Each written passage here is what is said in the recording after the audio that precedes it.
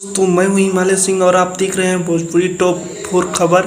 तो सबसे पहला खबर आया है पावर स्टार पवन सिंह की फिल्म मेरा वतन के बारे में।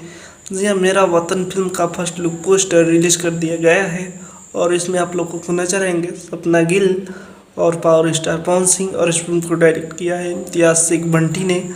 और इस फिल्म का ट्रेलर बहुत जल्द ही ऐसी फिल्म या एंटरटेन रंगीला यूट्यूब चैनल पर रिलीज किया जाएगा।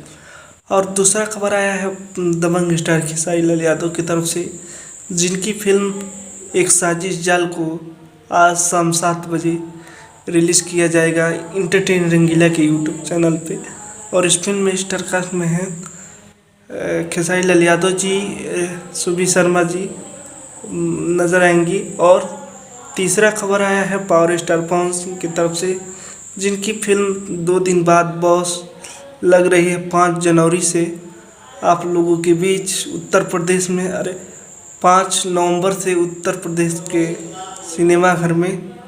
तो 5 नवंबर से बॉस फिल्म को देखिए और इस फिल्म में आप लोगों को स्टार कास्ट में नजर आएंगे पावर स्टार पवन सिंह और आरसिया की जोड़ी देखने को मिलेगी। और चौथा खबर आया है दबंग स्टार खेसारी लाल यादव की तरफ से, जिनकी फिल्म डोली सजा के रखना फिल्म का शूटिंग स्टार्ट कर दिया गया है उत्तर प्रदेश के गोरखपुर में।